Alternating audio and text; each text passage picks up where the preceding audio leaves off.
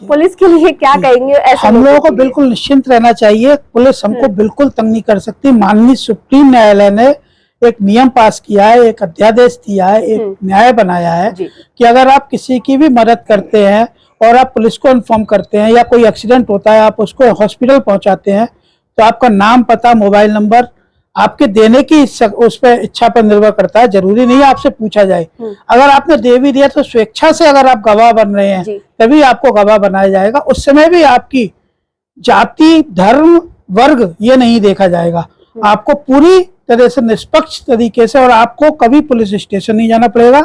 आपके घर पर आके आपके बयान लिया जाएगा। वो भी आपकी इच्छा पर निर्भर करता है कि आपको बयान देना है या नहीं देना है। आपको बिल्कुल तंग नहीं किया जाएगा। माननीय सुप्रीम न्यायालय ने यह निर्णय इसलिए लिया कि उन्होंने देखा कि पिछले कई साल में 15 लाख लोग एक्सपायर हो गए, जिसमें से वो 3 लाख तक लोगों को बचाया जा सकता था अगर उनको प्राइमरी एड मिल जाती। तो बहुत अच्छा ये डिसीजन था। और बिल्कुल पुलिस से भयभीत नहीं होना है। आपके पास, मेरे पास उस नियम की कॉपी है, मैं उसको आपको दूंगा। वो नियम हर एक को पता है और होना भी चाहिए कि किसी को भी पुलिस से भयभीत नहीं होना चाहिए। आपका ये निजता का पूरा ध्यान रखा जाएगा। आपको बिल्कुल तंग नहीं किया जाएगा। अच्छा डॉक्टर साहब, आपके द्वारा जैसा मुझे जितनी जानकारी मिली कि आप कई वर्षों से इस कार्यक्रम को, इस कार्यशाला को संचालित किए हुए हैं, तो कितने लोगों की जान, वैसे तो डॉक्टरों को भगवान का रूप कहा जाता है, कितने लोगों की जान इस टॉपिक से बच सके? मैं आपको बिल्कुल एकदम रिसेंट उदाहरण देना चाहूंगा। अभी नवंबर में हमारी ये कार्यशाला भारत विकास परिषद का इंस्टॉलेशन था, उसमें हुई। हम दोनों को गेस्ट स्पीकर की तरह बुलाया गया था। हमने इसी डेमी पे किया। तो भारत विकास परिषद के एक सदस्य उस समय फतेहपुर सीकरी घूमने गए। उसके बाद जाड़ों में वहां पे एक जर्मन पर्यटक जमीन पे गिरा और उनको देखा उन्होंने, और वो CPR शुरू हो गए और वो पर्यटक बिल्कुल ठीक होके गया।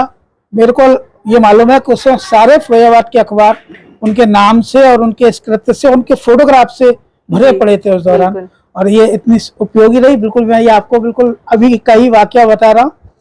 ये बिल्कुल उपयोगी है और कई लोगों को इससे बचाया जा सकता है। अच्छा, डॉक्टरों को भगवान का रूप कहा जाता है और आप वास्तव में उस रूप को सभी लोग एक परिवार के साथ निभाने का भी काम कर रहे हैं, जो शहर में देखा जाता है हर आए दिन। क्या आपने देखा होगा कि हमारी पूरी IMA की टीम ही नहीं, IMA का हर मेंबर, जो करीब 150 लोग हैं इस IMA में जुड़े हुए, सभी लोग दृढ़ संकल्प है कि हमें कंधे से कंधे मिलाकर इस कार्य को आगे बढ़ाना है।